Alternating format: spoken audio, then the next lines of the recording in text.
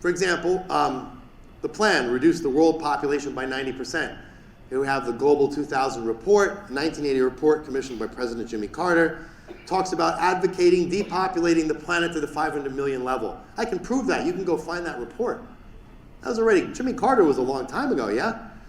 Look at this, Catherine Austin Fitts, that's a real person. I can prove she exists.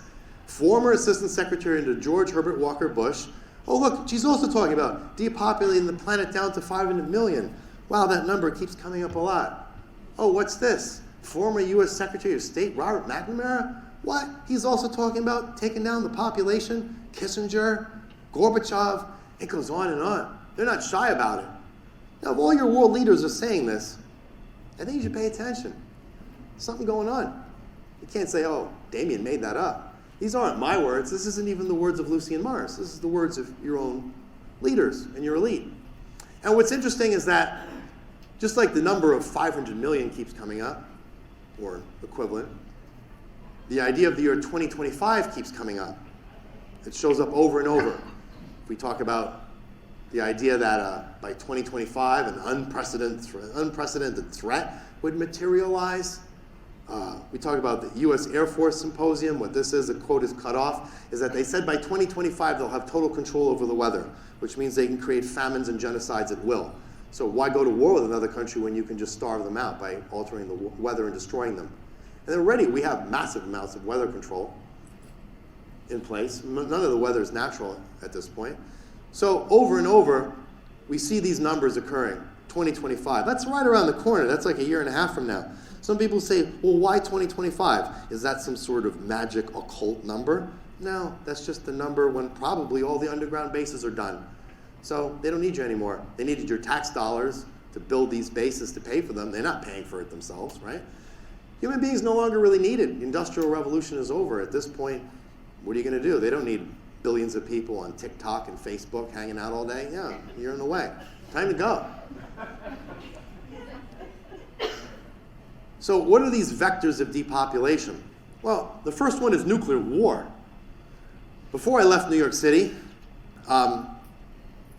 they were running public service ads on the subway and on the TV, what to do in case of a nuclear attack. Is there something you guys know about that I need to know about? What are you talking about?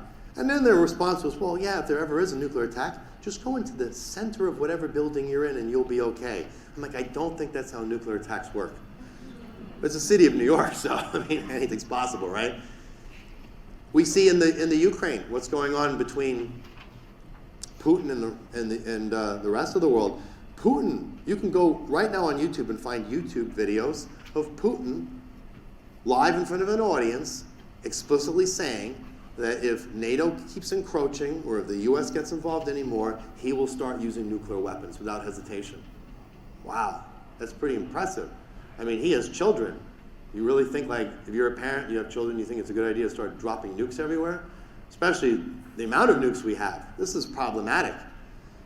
And now we have the situation in what's going on in Gaza, where again, we have things getting ready for another massive world war. We have examples where the United States thinks it's a cool idea to send all the military-industrial complex salespeople into Taiwan and to sail military vessels in the waters between China and Taiwan. Like, really? We need wars on every front? What's going on? It's like they're up to something. And one has to be very careful because, like I said, when nuclear war is being advertised so flagrantly, that's a problem. And you have to understand that all the world's leaders are under control. The same mechanism by which you have an unconscious mind, you can be possessed at any moment by a Nebu Gray or any other extraterrestrial. It's problematic. And this is an issue when you talk about channeling. When people, like a lot of people here, they channel. And there's nothing wrong with that. I'm not trying to make a comment about it. But you always have to ask yourself, well, what are you channeling? Who's talking to you? That's a big issue. If you don't know, you could be in a lot of problems because you can be led astray.